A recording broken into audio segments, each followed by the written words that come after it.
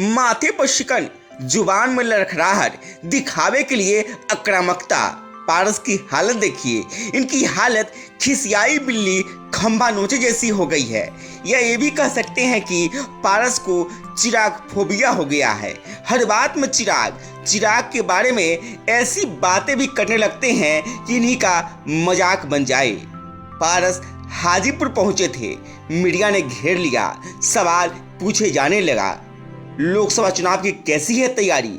पारस तपाक से बोले, हम मोदी के साथ है, हाजीपुर से चुनाव लड़ेंगे, 100% जीत हमारी ही पक्की है। मीडिया का अगला सवाल, फिर चिराग के दावे का क्या होगा? पारस फिर बोले, चिराग तो एनडीए में है ही नहीं, हमारी पार्टी एनडीए में है, हमारी पार्टी के 6 सांसद है, हमारी पार्टी की मीटिंग में वो शामिल ही कहाँ होते हैं, तो एनडीए में कैसे शामिल हो गए? पारस ने कहा, चिराग को एनडीए की ओर से टिकट ही नहीं मिलेगा, मेरा कर्मक्षेत्र हाजीपुर है, इसलिए पार्टी का स्थापना दिवस समारोह हाजीपुर में मना रहा हूँ।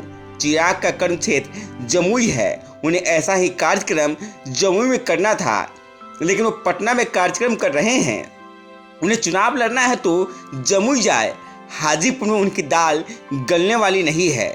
पारस ने कहा कि मोदी मुझे हमेशा बुलाते हैं, पर चिराग का तो नाम भी नहीं लेते। अब पारस को कौन बताए कि बिहार एनडीए के एकमात्र नेता चिराग ही हैं, जिनका मोदी अपने कई कार्यक्रमों में नाम ले चुके हैं। हाल ही के कार्यक्रम की उस तस्वीर को कौन भुला सकता है, जिसमें मोदी चिराग को गले लगाते दिख रहे हैं? भला कौन राजनीतिक जानकार इस बात को भुला सकता है कि एनडीए में पारस के रहने के बाद भी चिराग को बिहार के उपचुनावों में प्रचार के लिए बीजेपी ने बुलाया। चिराग के सपोर्ट करने से बीजेपी का ग्राफ भी बढ़ा। यही वजह है कि पीएम मोदी से लेकर अमित शाह तक उन्हें एनडीए में शामिल होने के लिए आमंत्रित करते दिखे। फिलहाल चिराग एनडीए का हिस्सा बन चुके हैं, पारस भी एनडीए में है। हाजीपुर सीट से पारस सांसद हैं।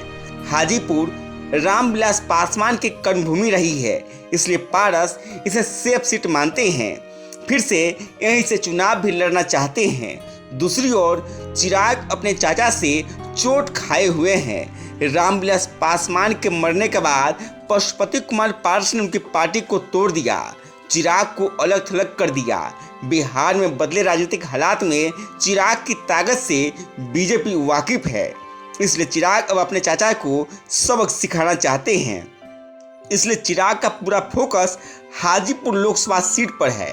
वो हाजीपुर से पारस को दूर करने के लिए हर कुर्बानी के लिए तैयार दिख रहे हैं। कहीं न कहीं पारस को भी अब आभास हो रहा है कि सीट तो गई, लेकिन वो अंतिम दम तक लड़ाई जारी रखना चाहते हैं। खैर, आने वाले समय में जुबानी जंग और तेज हो सकती है, तो आगे और कई राजनीतिक ड्रामा देखने के लिए तैयार रहिए। तब तक के लिए इतना ही। हमारे चैनल को आपने सब्सक्राइब नहीं किया है तो सब्सक्राइब करें, साथ ही वीडियो को लाइक, शेयर और कमेंट जरूर करें। धन्यवाद।